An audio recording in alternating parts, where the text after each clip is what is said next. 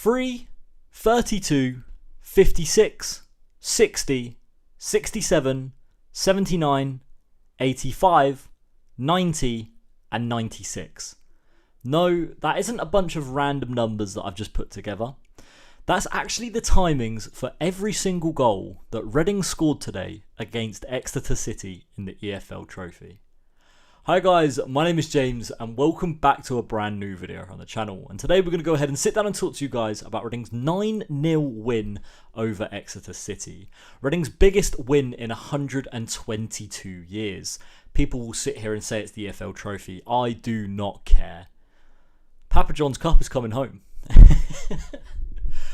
Listen, at the end of the day, that is an absolutely ridiculous scoreline and it's Reading's biggest win in 122 years.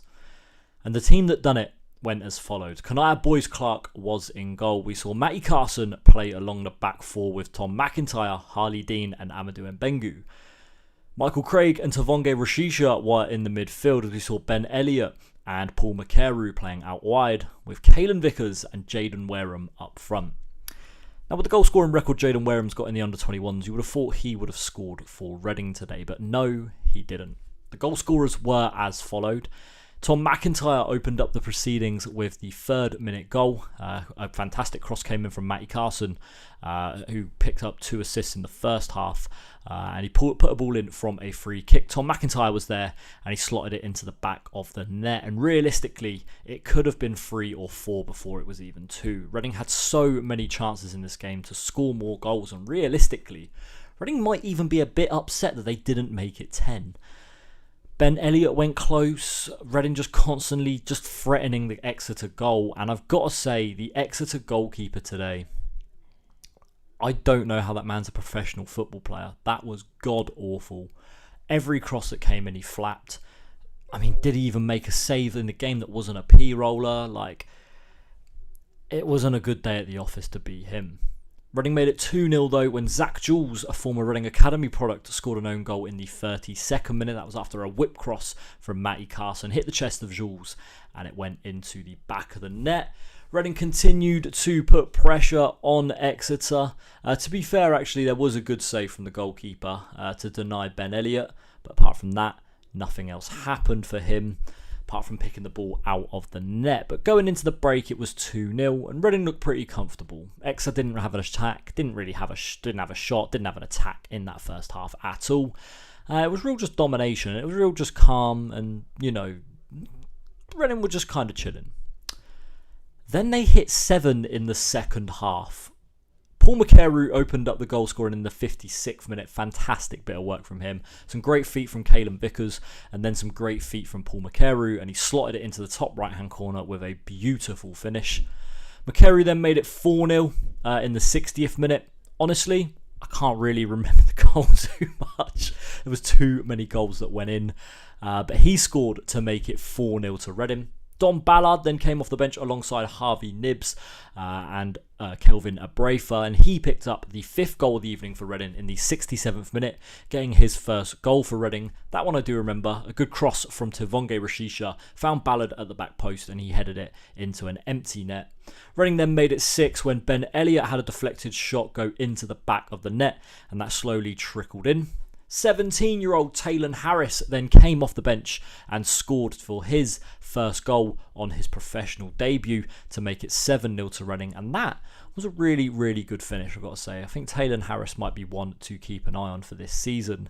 Caelan Vickers then got another goal. He scored in the 90th minute, obviously topping up off of his goal on Saturday, and he made it 8-0.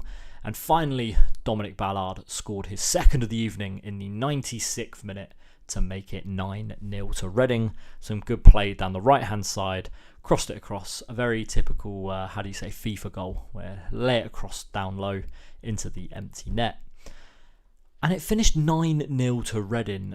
Now, look, Exeter fans will probably come here and say it's only the EFL trophy, we made 9 changes. Reading made 11 changes going into this game. It wasn't like Reading played their first 11 here. When you look at the team that really did play today, obviously I ran through it a bit earlier, You've got some first teamers in there, don't get me wrong. I think Ben Elliott will be an established first team player come the end of the season. Tom McIntyre is a first team player. Harley Dean has been an experienced first team player for places. Jaden Wareham's an under 21 player. Paul McCarew has just been on the bench at Copenhagen forever.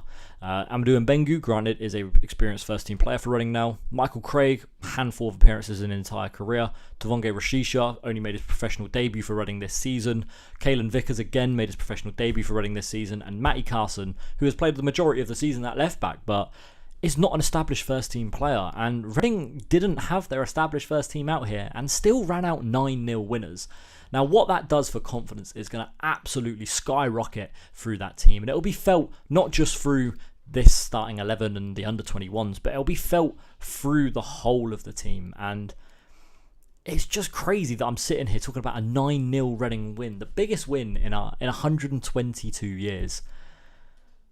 I don't know, I just can't get over it. Like, I'm sat here just still in shock, really. I think a lot of people might write this off, but it's massive. It really is massive. It might be the Johnson's Paint Trophy, the EFL Cup, the Papa John's Cup, but at the end of the day, sorry, not the EFL Cup, the EFL Trophy, but it's a massive win, and it will just boost confidence for that Reading team. And I think the confidence will show through against Blackpool as well. I think Ben Elliott has got to start against Blackpool. He was fantastic for the entire evening again. He changed the game against Bolton, and he's been fantastic again tonight. Amadou Mbengu's going to be pushing for that starting place. I think Michael Craig has made a big statement here today. I wanted him in the first 11 anyway. I've spoke about that in the videos, but I think today he's just made a massive statement, and he just runs the midfield at 20 years old. Tom McIntyre probably won't get a place back in the team, if I'm being honest, especially with Abbey and Bindon being so good. Caelan Vickers again just cements his place in this first team. Paul McCarew, 2 goals today.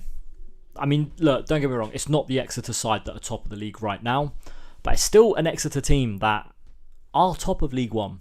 It might have been a lot of academy and a lot of reserve players, but 9-0 shouldn't be happening.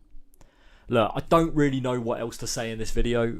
It's just, I don't know. Do you know what I mean? It's 9-0 in the Johnson's Paint Trophy. What's going to happen when we play Swindon? 10, 11? No.